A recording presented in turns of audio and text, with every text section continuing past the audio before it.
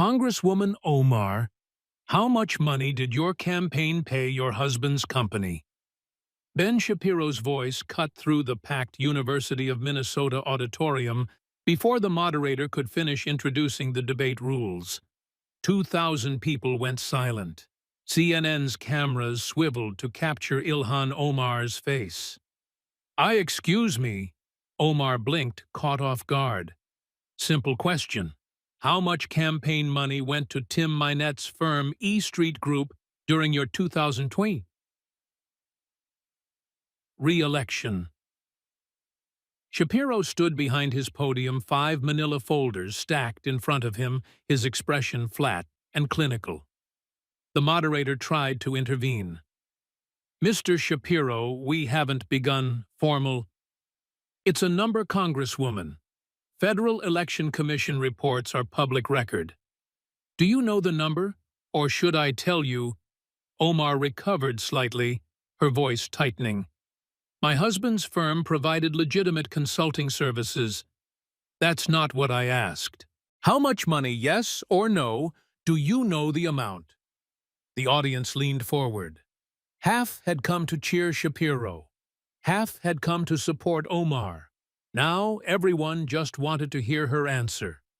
Approximately $3 million, but the context, $2,783,000. Shapiro's words were rapid-fire, precise.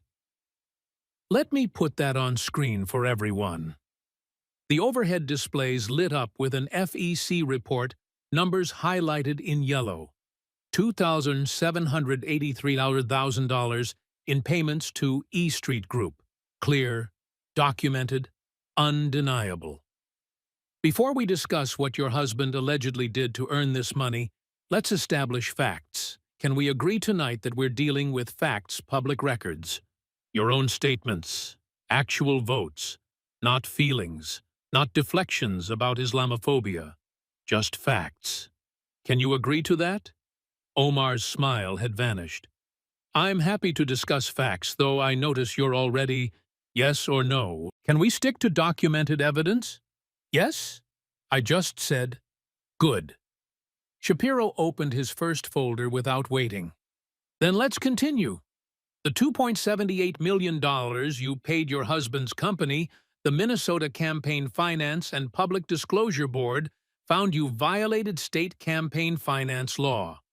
They ordered you to personally reimburse your campaign $3,469.223. That's correct, isn't it? Omar's lawyer, sitting in the front row, was already gesturing frantically. This wasn't how debates were supposed to start. Where was the moderator? Where were the opening statements? But Shapiro didn't care about format, and the cameras were rolling. There were some minor accounting errors that were corrected. The board's order doesn't say accounting errors. It says you violated campaign finance law. Do you deny the board's findings? There were issues that needed to be addressed, so you violated the law. Third fact.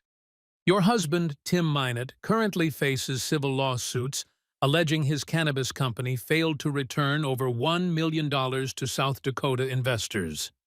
Is there such a lawsuit, yes or no? My husband's separate business dealings are not.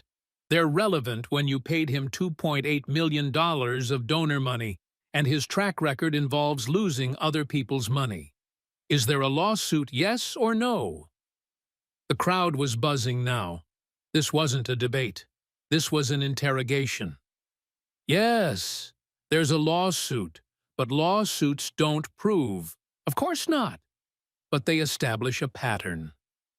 Fourth fact. Another Mynette business venture, a winery investment, also faces litigation over mismanaged funds. Correct. I am not responsible for every business venture, but you are responsible for who you pay $3 million to. You chose to hire your husband's firm. You made that choice. Yes or no? 15 seconds of silence. The cameras captured every micro-expression on Omar's face. frustration, confusion, trapped. Yes. Thank you. Now that we've established these facts, here's my question. What exactly did E Street Group do to earn $2.8 million? Name one specific deliverable, one strategy, one piece of research, one thing they produced for that money. Omar launched into prepared talking points about digital strategy, voter outreach campaign management. Stop. Shapiro's interruption was surgical. I've reviewed your FEC filings. E Street Group was paid for digital consulting, fundraising consulting, travel expenses, strategic consulting, and research and consulting. Those are the vaguest possible categories. Can you name one specific deliverable? I don't have access to every detail of. You paid them $2.8 million, and you can't name one thing they did. Let me offer context. Average Minnesota household income, $74,000. You paid your husband's company the equivalent of 37 years of average Minnesota family income. Barack Obama's entire 2012 presidential campaign paid $40 million total for digital consulting across all firms. You paid $2.8 million for one congressional district. Does that seem proportionate? Our race was competitive. You nearly lost your primary by 2 points to Don Samuels, so maybe the $2.8 million wasn't well spent. Or maybe you were using your campaign as a personal bank account. That isn't outrageous, is it? The Minnesota Campaign Finance Board didn't think so. They found you violated the law. Shapiro's voice was relentless rapid fire. Here's what I think happened. You funneled donor money to your household through your husband's company. You couldn't explain what services he provided. You got caught. You paid a fine. And now you're acting offended that someone's asking about it. Omar tried to pivot. This is exactly the kind of attack that women of color know. The single word stopped her cold. We're not doing this. I didn't ask about your race or gender. I asked about $3 million. If a white male Republican paid his spouse $3 million in campaign money, while that spouse faced multiple fraud lawsuits, what would you call that? Silence.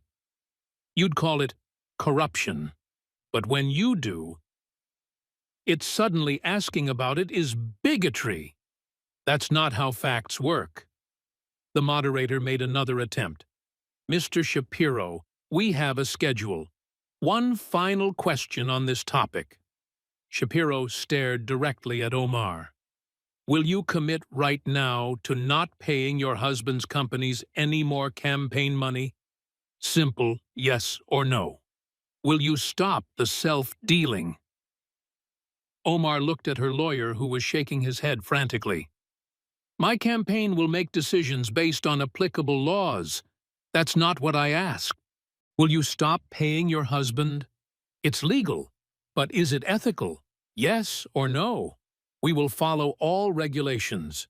You won't commit to stopping. Perfect. That tells us everything. Shapiro closed the first folder and picked up the second. The label was visible to cameras, Anti-Semitism, a pattern. We have 87 minutes left, Congresswoman. I have 4 more folders. Let's talk about your tweets regarding Jews and Israel.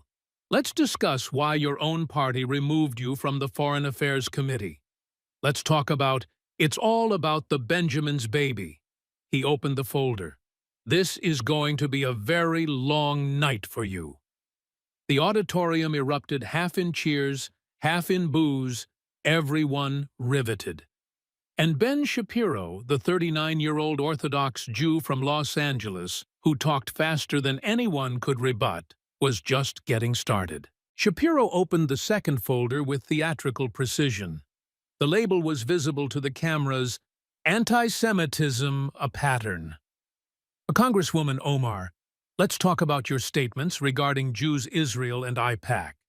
And I'm going to do something that might seem novel to you. I'm going to quote your exact words, not interpretations, not paraphrases, your actual statements. He gestured to the screens. A timeline appeared showing tweets and statements chronologically. February 2012. You tweeted, and I'm reading verbatim, "Israel has hypnotized the world. May Allah awaken the people and help them see the evil doings of Israel." That's a direct quote from your Twitter account. Do you remember writing that? Omar shifted uncomfortably. That was a long time ago, and I've apologized. We'll get to your apologies. First, let's discuss what you meant. Hypnotized the world. A congresswoman. That's a classic anti-Semitic trope. The idea that Jews control minds, manipulate perceptions, puppet governments. It appears in the protocols of the Elders of Zion. It appears in Nazi propaganda. It appears in modern anti-Semitic conspiracy theories. And it appeared in your tweet.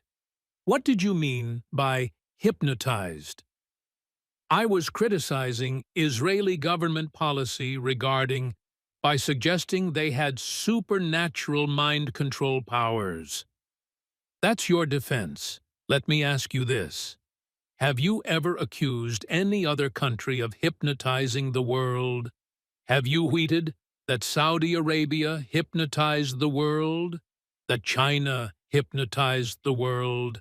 That Russia hypnotized the world? I was speaking metaphorically using an anti-Semitic trope. Let's continue the timeline. Shapiro advanced the slide. February 2019. Journalist Glenn Greenwald tweets about congressional support for Israel. You respond, "It's all about the Benjamin's baby." Then, when asked who you think is paying American politicians to support Israel, you reply with one word, AIPAC. Do you remember these tweets? I do, and I've apologized for the language. What were you apologizing for? Be specific. What was wrong with the tweets? Omar paused, choosing words carefully. The language I used was not precise, and I understand that it invoked. You were suggesting that American support for Israel is bought with Jewish money. That's what you were saying. You weren't being imprecise. You were being explicitly anti-Semitic. Let me read what the Anti-Defamation League said. Reverend Omar's tweets perpetuate an ugly conspiracy theory about Jewish influence over government through money. Not my words, the ADL's words. He advanced to the next slide.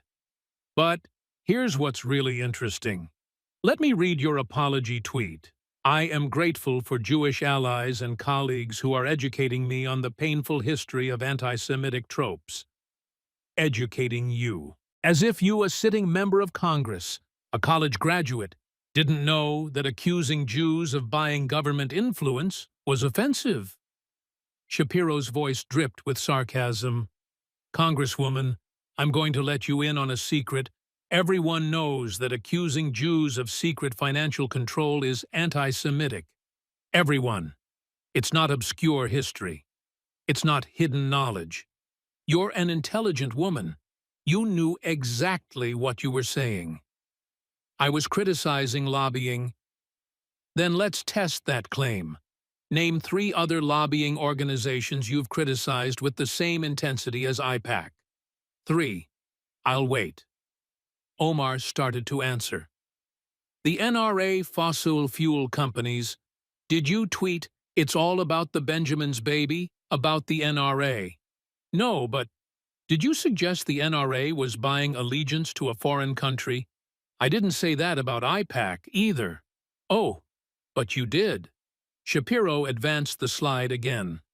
March 2019, at a bookstore event called Busboys and Poets in Washington, D.C. You said, and this is transcribed from video, I want to talk about the political influence in this country that says it is okay to push for allegiance to a foreign country. You were discussing Israel and AIPAC. You were accusing American Jews of dual loyalty to Israel over America. That's another classic anti-Semitic trope. The charge of dual loyalty has been used to exclude Jews from government positions for centuries. He leaned forward on the podium. Let me explain something to you as an Orthodox Jew, as someone whose grandparents fled persecution. When you tweet that Israel has hypnotized the world, you're not criticizing policy. When you say support for Israel is bought with Benjamins, you're not critiquing lobbying. When you question allegiance to a foreign country, you're not debating foreign policy. You're trafficking in ancient hatreds. You're using language that has been weaponized against my people for generations. Omar tried to respond. I have Jewish friends, I have Jewish staff. The I have Jewish friends defense. Really? That's where we're going.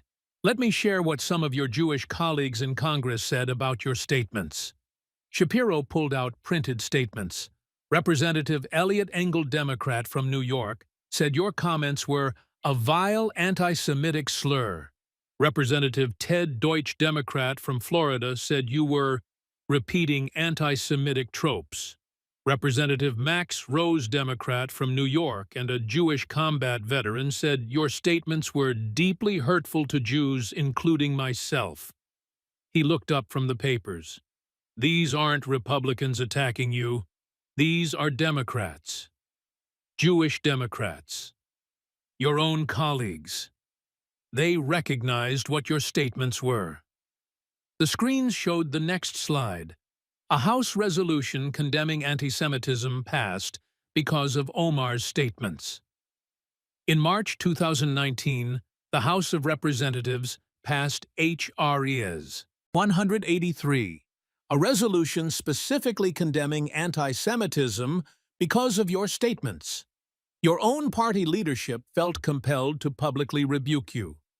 Speaker Nancy Pelosi, who defends Democrats reflexively, issued a statement saying, Congresswoman Omar's use of anti-Semitic tropes and prejudicial accusations about Israel's supporters is deeply offensive.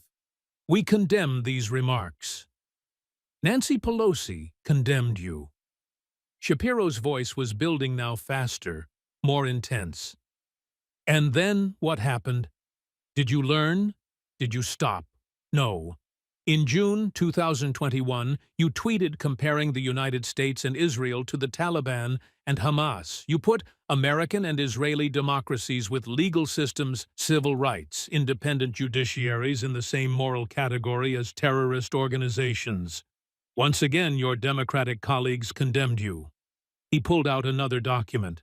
Representative Brad Schneider, Democrat from Illinois, along with 11 other Democrats, issued a statement drawing false equivalencies between democracies like the U.S. and Israel and groups that engage in terrorism like Hamas and the Taliban foments prejudice.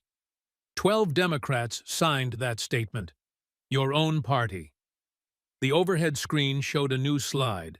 February 2023. Removed from Foreign Affairs Committee. And finally, in February 2023, the House voted to remove you from the Foreign Affairs Committee. The vote was 218 to 211. Even some Democrats voted to remove you.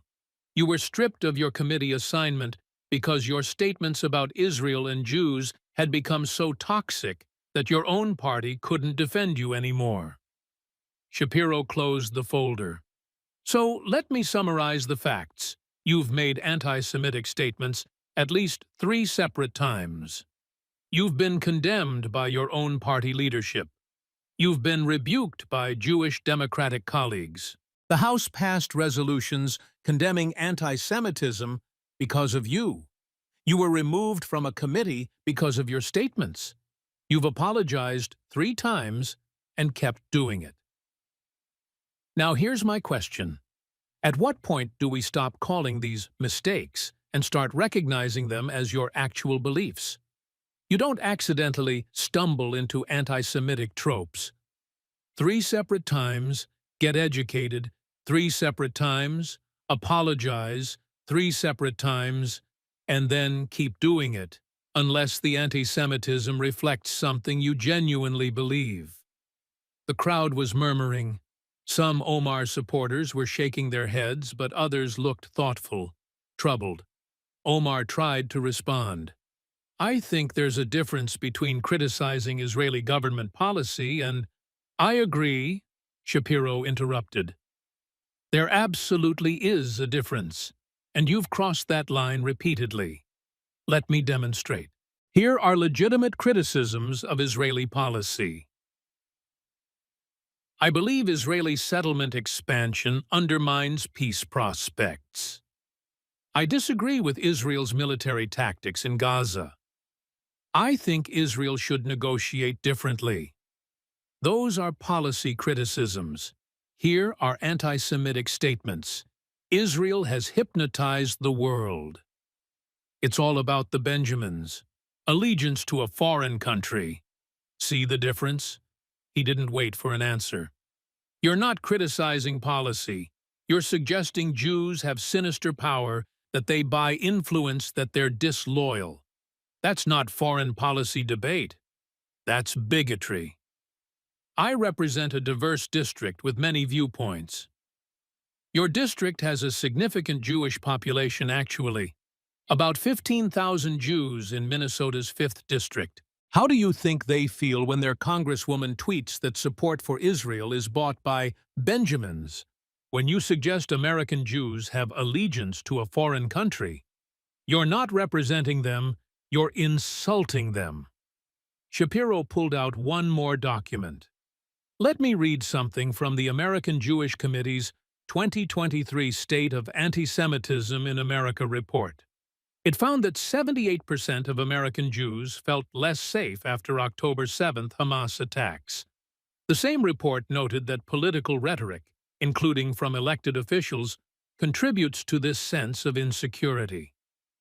Your rhetoric, Congresswoman, your statements about Jews and Israel make Jewish Americans feel less safe. Do you care about that? Omar started to answer, but Shapiro cut her off. Actually, don't answer. Because here's what I think you've calculated, that anti-Israel rhetoric plays well with certain parts of your base. I think you've decided that the progressive far left will defend you no matter what you say about Jews or Israel. I think you've concluded that you can traffic in anti-Semitic tropes, apologize when the backlash gets too intense, and then do it again a few months later. It's politically useful for you. And what's tragic is that there are legitimate criticisms of Israeli government policy. There are important debates to have about peace settlements, Palestinian rights. But you've poisoned that debate.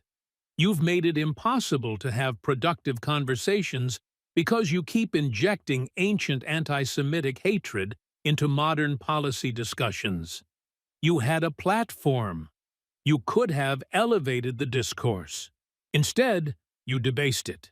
And Jewish Americans are less safe because of you. The auditorium was silent except for the sound of cameras clicking and people shifting in their seats. Shapiro picked up his third folder. Now let's talk about September 11th, 2001. Let's talk about how you described the worst terrorist attack on American soil. Let's talk about what you called it. Omar's face had gone pale. She looked at her lawyer, who was making cutting motions with his hand. End this walk-off, shut it down. But the cameras were rolling. Thousands were watching. She couldn't walk away now, and Ben Shapiro was just getting started. Shapiro advanced to the next slide without pause. Video footage appeared on the overhead screens. Ilhan Omar speaking at a CARE event. March 23, 2019. Council on American Islamic Relations, Los Angeles. You gave a speech. Let me play the relevant clip. The video played. Omar's voice filled the auditorium. CARE was founded after 9/11 because they recognized that some people did something and that all of us were starting to lose access to our civil liberties. Shapiro paused the video. Some people did something. That's how you described September 11th. Let me say that again for everyone. The terrorist attack that killed 2,977 Americans. The attack where 19 Islamic terrorists hijacked 4 commercial airplanes. The attack where people jumped from burning buildings to their deaths. The attack where first responders ran into collapsing towers and never came home. The attack that traumatized an entire generation of Americans. And you called it, "Some people did something." He let the silence hang for a moment. Congresswoman, I'm going to ask you to do something you've never done. I'm going to ask you to describe what happened on September 11th, 2001, using clear, accurate language. Can you do that? Can you say, Islamic terrorists murdered 277 Americans in a coordinated attack on the World Trade Center, the Pentagon, and United Flight 93? Can you say those words right now? Omar's hands gripped the podium. The quote you're using was taken out of context. I literally just played the full clip. What context makes "some people did something" acceptable? What context makes that phrase appropriate when discussing the mass murder of 3,000 Americans? I was explaining why CARE was founded, why Muslim Americans faced backlash, why we needed civil rights protection. And in explaining that you minimized the worst attack on American soil as "some people did something." But let me ask you this. Have you ever referred to the Holocaust as "some people did something"? Have you ever called the Rwandan genocide "some people did something"? Have you ever described any other atrocity with such casual, dismissive language? I wasn't trying to minimize, but you did minimize it. Whether you intended to or not, you reduced 9/11 to the blandest, most passive language possible. Some people, as if we don't know who. As if the identity of the attackers is mysterious. Did something as if we don't know what they did. As if flying planes into buildings and murdering 3,000 people is just something. Shapiro's voice remained clinical, but his words were cutting. Let me give you some context of my own.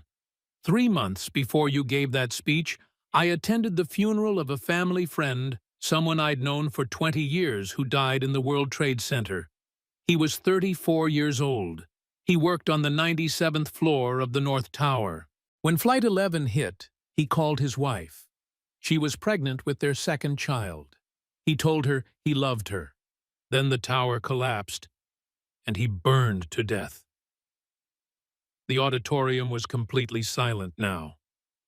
That man, that actual human being with a name and a family and a life, he wasn't "some people who did something" to him. Islamic terrorists murdered him.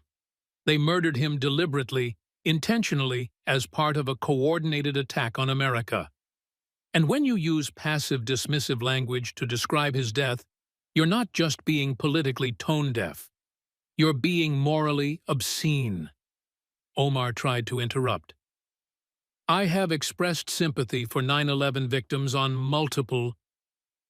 After the backlash, after the New York Post ran your quote on the front page next to images of the burning towers, after even Democrats criticized you, then you expressed sympathy.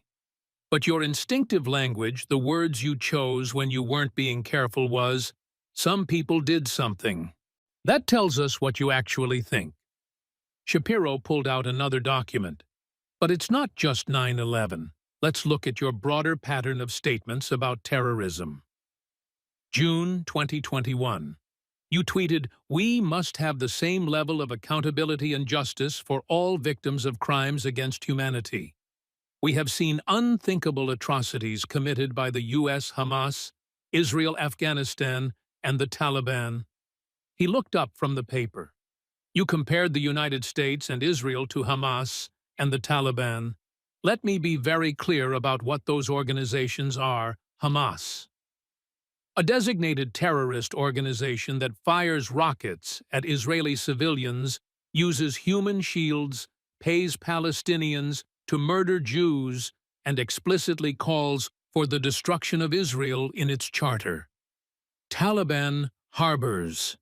Al-Qaeda killed American soldiers for 20 years, oppresses women, destroys schools, executes people for violating Sharia law, and took over Afghanistan after we withdrew.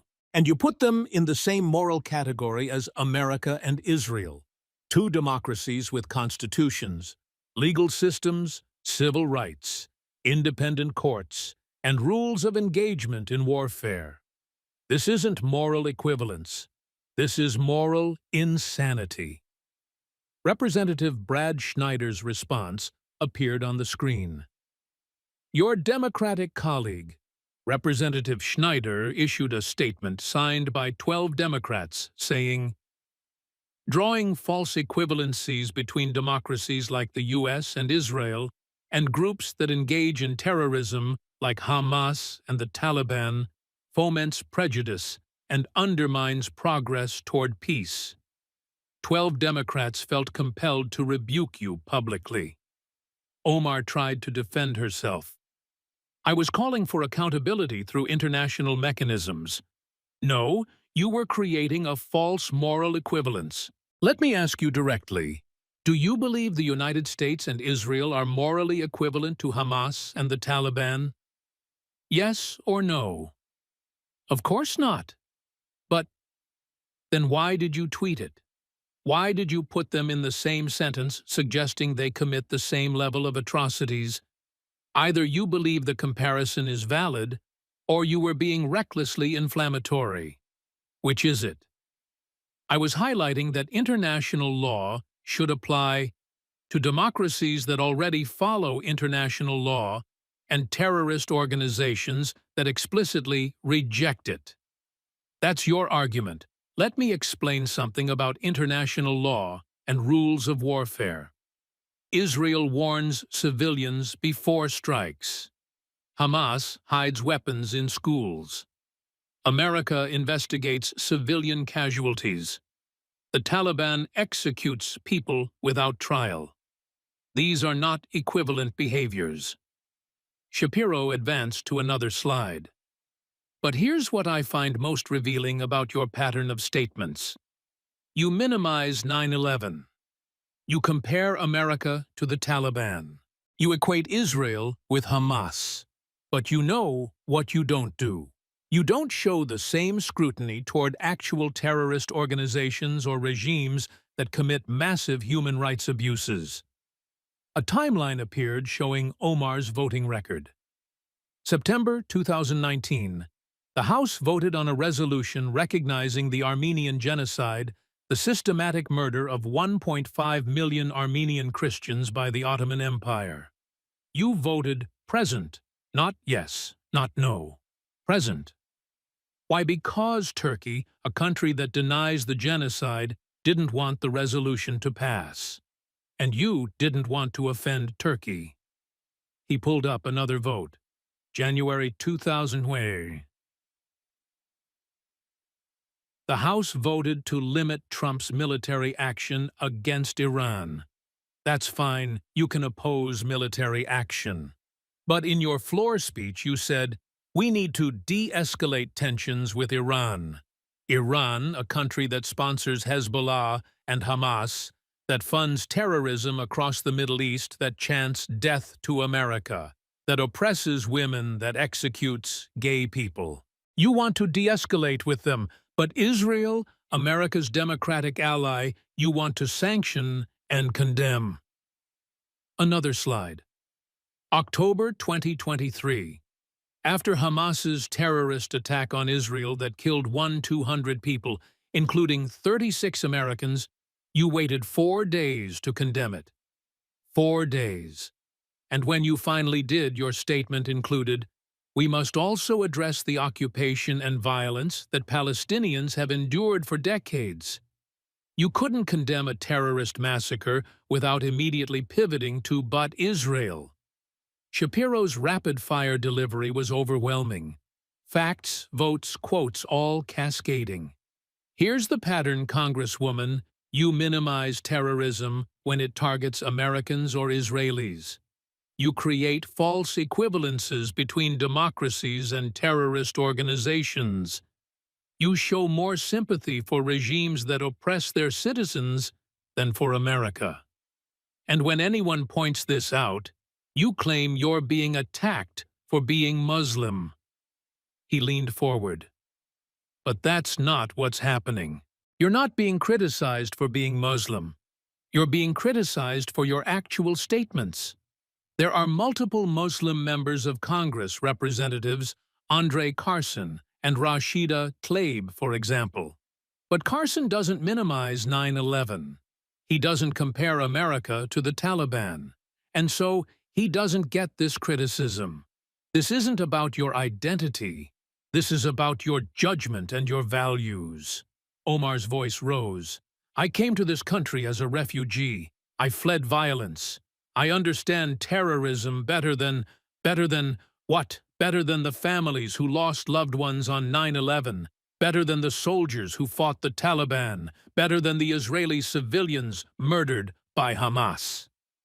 Don't you dare suggest that your refugee experience gives you special insight that excuses minimizing terrorism. Shapiro pulled out a photograph, a young man in a business suit smiling. This is James Cartier, age 34, worked for Cantor Fitzgerald on the 97th floor of the North Tower, husband, father of one with another on the way, loved baseball, coached Little League, made his wife laugh every day, died on September 11, 2001, when Islamic terrorists, not some people, flew a plane into his building. He didn't have something happen to him. He was murdered. Say his name. Acknowledge what happened to him. The crowd was completely silent. Some people were crying. You owe the 9/11 families an apology. A real one, not a defensive statement issued by your staff after backlash. A genuine acknowledgement that your language was offensive, hurtful, and wrong. Can you do that? Right now. Can you apologize for saying some people did something? Omar's composure finally cracked. Her voice shook. I never intended to cause pain to the families. That's not an apology. That's, I'm sorry you were offended. Try again. Apologize for your actual words. Long pause. I apologize for the language I used when discussing 9/11. It was inappropriate and hurtful. Thank you. That took 4 years, but thank you. Shapiro closed the folder. Now, let's talk about something you've never addressed publicly. Let's talk about your marriages. Let's talk about Ahmed Nur Saeed Elmi. Let's talk about the allegations that you married your biological brother to commit immigration fraud. And let's talk about why you've refused to take a DNA test that would definitively prove the allegations false. The crowd erupted. This was the allegation everyone had heard about, but that mainstream media rarely covered. Omar's lawyer stood up, gesturing frantically. But Shapiro was already opening the 4th folder. Congresswoman Omar. Shapiro began, his voice measured but relentless. There's been one allegation following you since 2016 that you've never directly addressed with evidence. Conservative media has reported it. Your opponents have raised it. Even some mainstream outlets have asked questions. But you've never provided definitive proof, one way or the other. Tonight, we're going to discuss it. The overhead screens displayed a timeline. Omar's marriages. Let me present the publicly available facts, not speculation, not conspiracy theories, but documented public records. 2002, you enter into what you call a faith-based marriage with Ahmed Hirsi. This marriage is not legally recognized under U.S. law, but you live together and have children. 2008, You and Hersey separate. 2009. You legally marry a man named Ahmed Noor Saeed Elmi. This is your first legal marriage under U.S. law. You're 26 years old. 2011. Ahmed Noor Saeed Elmi obtains U.S. permanent residency. He achieves this based on marriage to you, a U.S. citizen. 2011 to 2017. During this period, you remain legally married to Elmi, but public records and social media posts show you living with Ahmed Hersey. You attend events together, post photos together, refer to him as your partner, all while legally married to someone else. 2017. You divorce Ahmed Noor Saeed Elmi after 8 years of marriage. 2018. You legally marry Ahmed Hersey, the man you were with, before the man you were with, during your marriage to Elmi, and the man you're with now. Shapiro looked up from the timeline.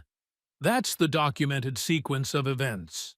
Now, let me ask you some questions that this timeline raises. First question, why did you legally marry Ahmed Noor Saeed Elmi in 2009 if you were planning to reunite with Ahmed Hersey? Omar started to answer, but Shapiro continued. Let me make this more specific. You married Elmi 1 year after separating from Hersey, but then you immediately started living with Hersey again while remaining married to Elmi. Why? What was the purpose of the legal marriage to Elmi if you were going to continue your relationship with Hersey? Ahmed Hersey and I were separated during that time. But you weren't separated. Instagram posts show you together. Property records show you living at the same address. Your children were with both of you. You were together while legally married to a different person. Why Bantarer? Omar's lawyer stood up. These questions are invasive and have nothing to do with... They have everything to do with immigration fraud allegations, Shapiro shot back. If a Republican congressman married someone, that person got immigration benefits, and then the congressman divorced them and married someone else. Would we be allowed to ask questions, or would that be invasive too? He turned back to Omar. Second question. Why did Ahmed Noor Saeed Elmi need permanent residency through marriage to you? He could have applied for residency through other means, employment, education, asylum. Why did he need to marry an American citizen to get residency? What was special about his situation that required marriage? I'm not going to discuss his immigration situation. You don't need to discuss his situation. You need to discuss yours. You married him. Your marriage gave him immigration benefits. What was the reason for the marriage? We were in a relationship. Were you? Then why did you file joint tax returns with Ahmed Hersey while legally married to Ahmed Noor Saeed Elmi? Let me put that on screen. Tax return forms appeared redacted, but with key details visible. 2012 tax return filed jointly with Ahmed Hersey, but you were legally married to Elmi. 2013 tax return filed jointly with Hersey, still married to Elmi. 2014, 2015, 2016, 2010, all filed jointly with Hersey while married to Elmi. That's 8 years of tax returns filed jointly with someone you weren't legally married to. Do you know what that is? That's tax fraud. You can't file joint tax returns with someone unless you're married to them. It's perjury on your tax forms. The crowd was buzzing now. This was documentation they'd never seen. The IRS penalty for filing false joint returns is up to $250,000 and 3 years in prison per count. You committed this violation 8 times. That's 8 separate federal crimes. Omar tried to explain. There were complications with my marital status. Complications you created by marrying someone while intending to be with someone else. Let me ask you directly. Did you marry Ahmed Noor Saeed Elmi to help him obtain U.S. immigration benefits while actually maintaining a relationship with Ahmed Hirsi? That's a conspiracy theory. Then prove it. Let me explain something about DNA testing. If someone is your biological sibling, you share approximately 50% of your DNA, you have the same parents. If someone is your cousin, you share about 12.5% of DNA. If someone is unrelated, you share minimal DNA. A simple DNA test can definitively determine biological relationships. Shapiro pulled out a document. Conservative media outlets have published research genealogical records from Somalia family trees, statements from people in Minnesota's Somali community suggesting that Ahmed Noor Saeed Elmi may be your biological brother. They've presented evidence that you share the same parents, that you grew up in the same household in Mogadishu. Those reports are false. Then take a DNA test. If Ahmed Noor Saeed Elmi is not your biological brother, a DNA test would definitively prove it. The test takes 5 minutes. Results are conclusive.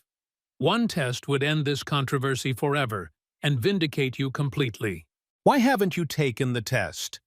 I don't have to dignify conspiracy theories. It's not about dignity.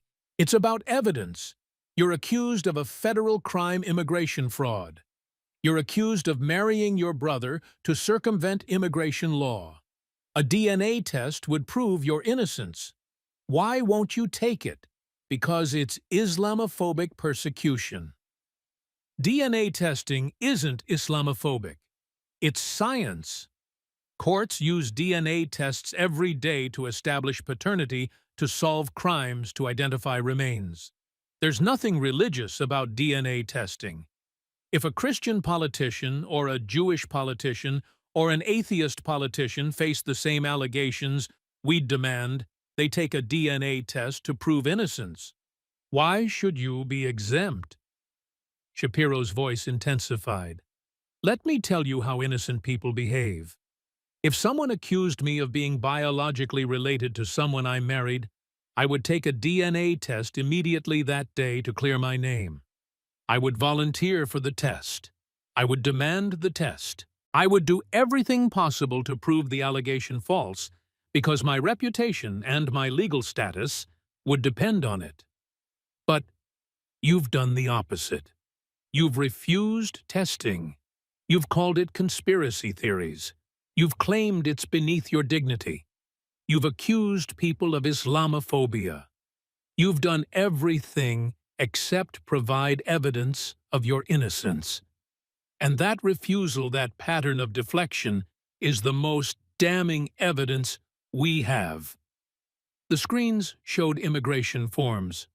Let me show you what we do know from public records. When Ahmed Noor Saeed Elmi applied for permanent residency based on marriage to you, he had to submit documentation, marriage certificates, joint financial records, photos, together, evidence of a genuine marital relationship. He had to prove to immigration authorities that your marriage was real, not fraudulent. You provided that documentation. You signed affidavits swearing under oath that you were in a legitimate marriage with him. You submitted photos. You submitted evidence of joint residence. You convinced immigration authorities that your marriage was genuine. But if you were actually living with Ahmed Hirsi during this time, and public records show you were then, all that documentation was false. You fabricated evidence of a marital relationship that didn't exist. That's immigration fraud. That's perjury. That's conspiracy. Shapiro paused, letting it sink in. So here are the facts as we know them. You married Elmi, and he got immigration benefits. You divorced Elmi after he had permanent residency. You married Hirsi, the man you were actually with the whole time. You filed false tax returns for 8 years. You submitted false affidavits to immigration authorities. You refused to take a DNA test that would prove the allegations false. Either provide evidence of your innocence, or we're left to conclude that the allegations are true. Omar's voice was desperate now. My family's privacy. You're a public official accused of federal crimes. Your privacy doesn't override the public's right to know whether their congresswoman committed immigration fraud. Take the test, prove us wrong. It's that simple. I will not be bullied into, you're not being bullied. You're being asked for evidence. Evidence that would take 5 minutes to provide and would completely vindicate you. Your refusal to provide that evidence speaks volumes. Shapiro closed the folder. Let me summarize what we've established. Foreign money to your husband, $2.8 million, with no clear services rendered. Campaign finance violations, found guilty by Minnesota, ordered to pay reimbursement. Anti-Semitic statements. Multiple instances condemned by your own party. Removed from Foreign Affairs Committee because of those statements. 9/11 minimization. Some people did something offensive and hurtful. Terrorism comparisons, equating America and Israel with Hamas and Taliban. Suspicious marriage timeline. Married someone who got immigration benefits, then divorced them and married your actual partner. Tax fraud. 8 years of false joint tax returns. Immigration fraud allegations. Refused to provide DNA evidence that would prove innocence. That's your record. That's who you are. The audience was stunned into silence. Some Omar supporters had left. Others looked shaken. We have 30 minutes left. Let's talk about what you've actually accomplished as a congresswoman. Let's talk about how Minneapolis, your own city, has fared under your representation. Let's talk about defunding the police and the crime wave that followed. Let's talk about what you've done for Minnesota, besides make it famous for all the wrong reasons. Shapiro picked up his fifth and final folder. This one is labeled Accomplishments. It's surprisingly thin. Shapiro opened the final folder with an almost theatrical slowness. Inside were just a few pages. Congresswoman Omar, you've been in Congress since January 2019. That's nearly 5 years. You represent Minnesota's 5th Congressional District, Minneapolis, and some suburbs. Over 700,000 people. Let me ask you a simple question. What legislation have you passed? What bills have you authored that became law? Omar started to answer, but Shapiro continued. Let me make this easier, I'll tell you. According to Congress.gov, you've been the primary sponsor of 22 bills during your time in Congress. Of those 22 bills, exactly 0 have become law. 0, not 1, in 5 years. The number 0 appeared on the screen in large font.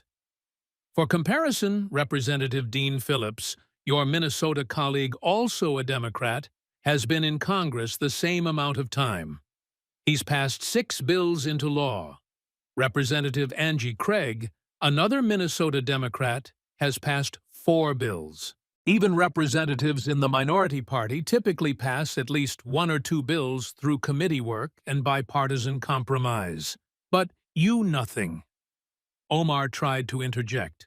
Legislative accomplishments aren't just about bills passed. Of course. Let's talk about your other accomplishments. You're a member of the House Budget Committee. What budgetary reforms have you championed that were adopted? What amendments have you successfully added to spending bills? Silence. You were on the Foreign Affairs Committee until you were removed. During your time on that committee, what diplomatic initiatives did you successfully advance? What hearings did you lead that resulted in policy changes? More silence. Let me ask this differently. Tell me one concrete thing you've accomplished for Minnesota's 5th District. One specific achievement. Infrastructure projects funded, economic development initiatives, grants secured for local programs. Give me one. Omar started listing talking points. I've fought for raising the minimum wage for student debt relief for health care. Fighting for isn't accomplishing. Has the minimum wage been raised federally? No. Has student debt been relieved? No. Has Medicare for all passed? No. You've fought for things that didn't happen. That's not accomplishment, that's just having opinions. Shapiro advanced to the next page. But let's talk about what has happened in your district. Let's talk about Minneapolis. Let's specifically talk about what happened after you supported defunding the police. A graph appeared on screen showing Minneapolis crime statistics. May 2020. George Floyd is murdered by Minneapolis police officer Derek Chauvin in your district. Protests begin. Riots follow.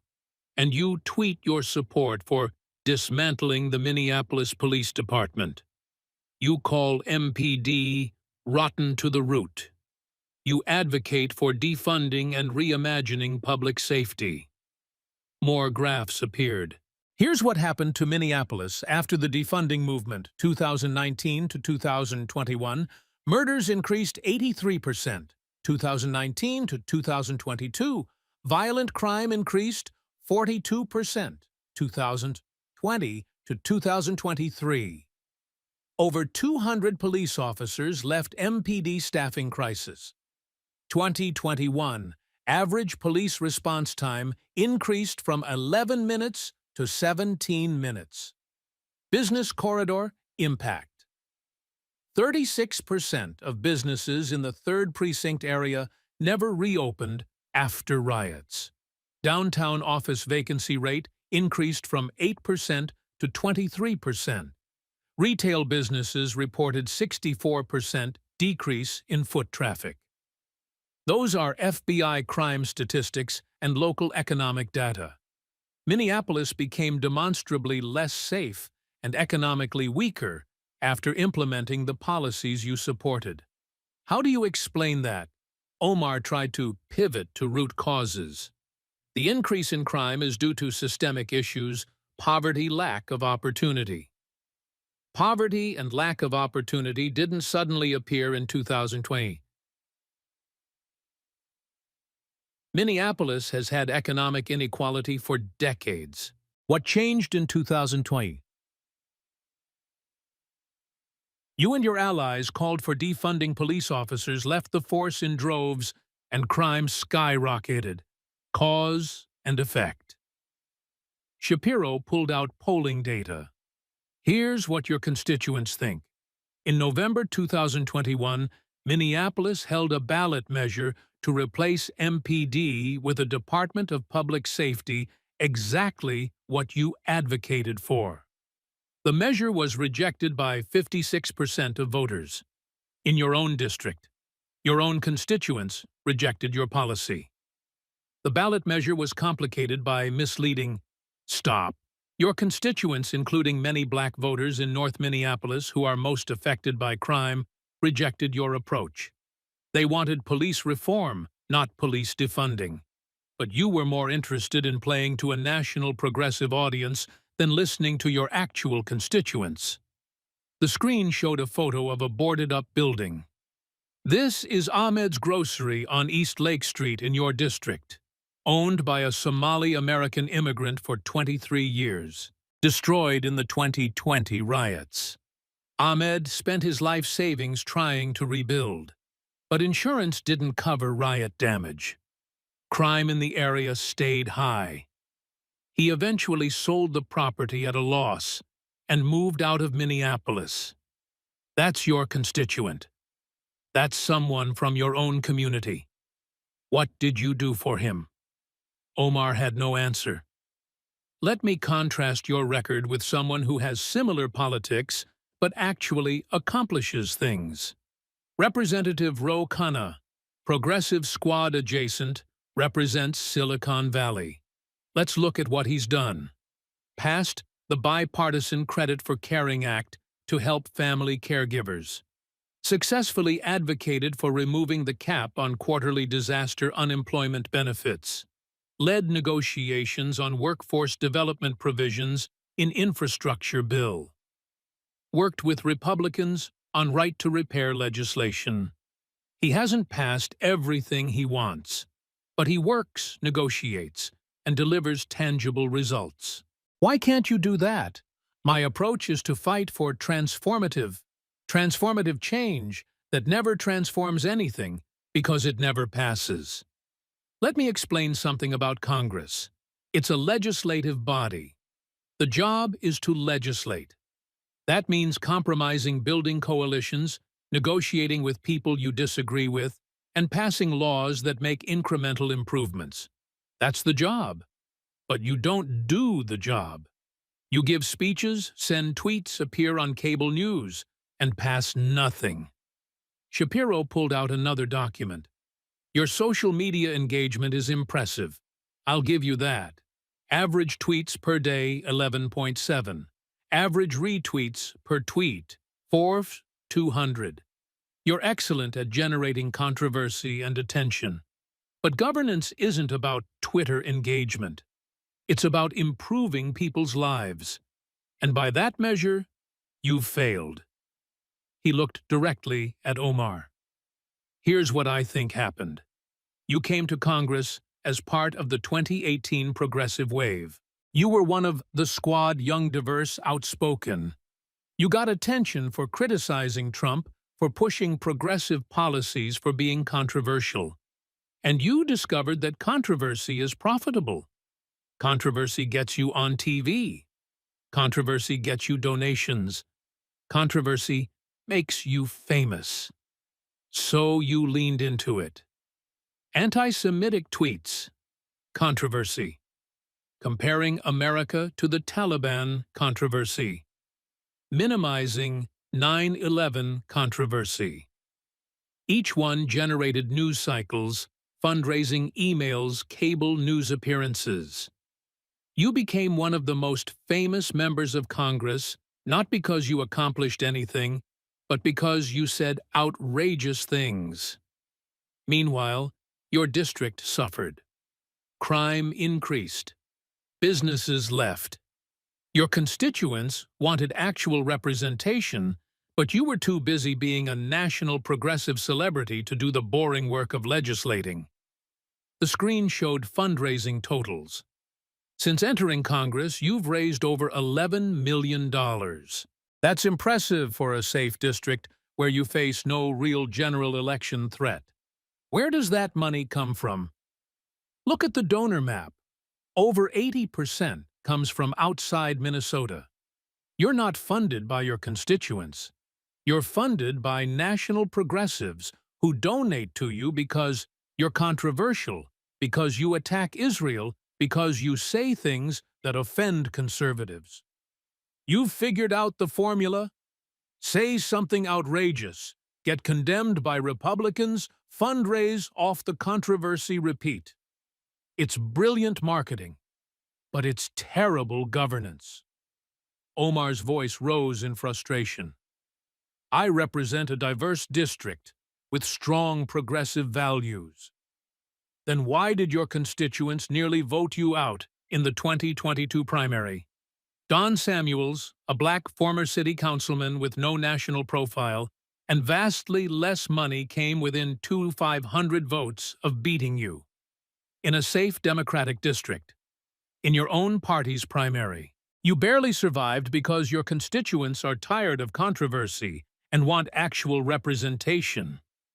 Shapiro glanced at his notes. We're running out of time, so let me ask the fundamental question. Why should the people of Minnesota's 5th District re-elect you? What's your argument? What have you done for them? He held up his hand, counting on his fingers. You've passed no legislation. You've made Minneapolis less safe. You've embarrassed your district with anti-Semitic statements. You've minimized 9/11. You've paid your husband millions in campaign money. You've refused to address immigration fraud allegations. You've been removed from committees. You've focused on national controversies instead of local needs. So tell me, and tell them why should they re-elect you. And you can't mention your identity. You can't claim you're being attacked. You can't deflect to what you're fighting for. Just tell us, what have you done that merits another term? The auditorium was completely silent. Every camera was focused on Omar's face. This was the moment the entire debate had built toward. Omar opened her mouth to respond, and one more rule, Shapiro added. No talking points. No consultant-written BS. Just you honestly explaining what you've accomplished. I'll wait. 20 seconds of silence. 30 seconds. 45 seconds. Omar finally spoke, her voice uncertain. I have given voice to communities that haven't been heard. That's not an accomplishment. That's a marketing slogan. What have you done? What's better in Minneapolis because you're in Congress? More silence. You can't answer because there is no answer. You've accomplished nothing except making yourself famous for controversy. And that's not representation, that's self-promotion. Shapiro closed his final folder. We're out of time, but I think we've established everything we needed to establish tonight. The moderator, who'd been largely sidelined for the past 90 minutes, tried to regain control. We'll now move to closing statements. Congresswoman Omar, you'll go first. Omar had 5 minutes for her closing statement. She used her time to talk about fighting for marginalized communities, standing up to hate, refusing to be silenced by right-wing attacks, and the importance of diverse voices in Congress. She never addressed a single specific question Shapiro had raised. She never defended her record. She retreated entirely to identity politics and progressive platitudes. When she finished, there was scattered applause from her supporters, but even they seemed subdued. Shapiro's closing was short. Tonight, I asked Congresswoman Omar about public records, FEC filings, House resolutions, voting records, tax returns, crime statistics. I asked about her own words, tweets she wrote, statements she made, speeches she gave. I asked for evidence, DNA tests, accomplishments legislation passed. These were factual questions with factual answers, and she couldn't answer them. She deflected to identity. She accused me of attacks. She pivoted to talking points, but she never defended her record because her record is indefensible. She paid her husband millions in donor money. She violated campaign finance laws. She made anti-Semitic statements repeatedly. She minimized 9/11.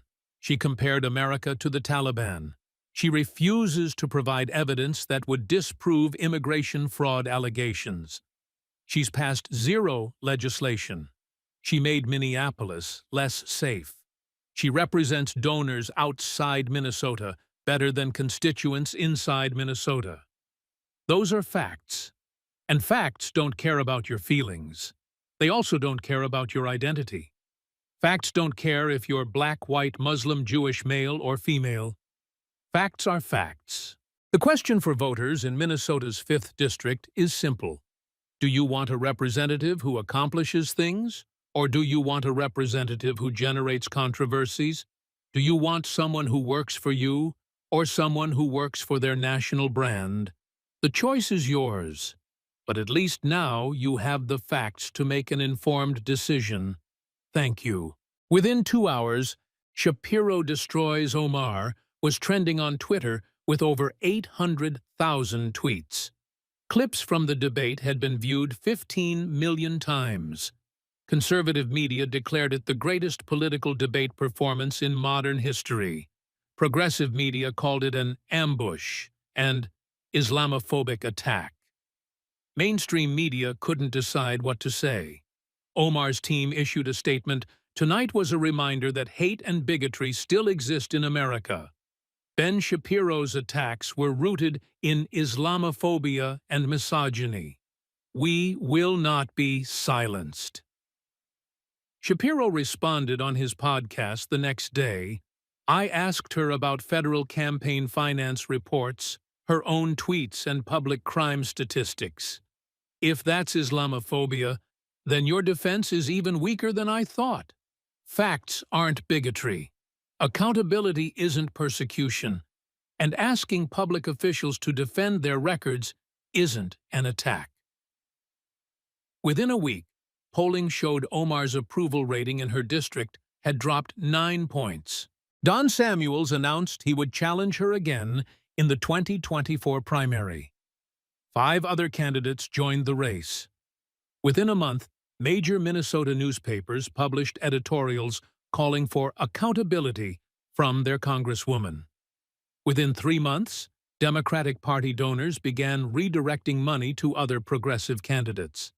And in August 2024, Don Samuels defeated Ilhan Omar in the Democratic primary by 7 points. In his victory speech, Samuels said, "Tonight, the voters of Minneapolis chose accountability over controversy. They chose representation over celebrity. They chose substance over slogans. This is a victory for everyone who believes elected officials should answer questions, defend their records, and work for their constituents." Ben Shapiro tweeted, "Facts don't care about your feelings. And tonight, facts won in Minnesota." The debate, 90 minutes of relentless questioning, documented evidence, and refusal to accept deflection, had done what years of Republican attacks couldn't do. It had forced Ilhan Omar to defend her record without the shield of identity politics or the protection of sympathetic media. And when forced to defend her actual record, she had nothing to say, because the facts spoke for themselves. And in the end, facts always win.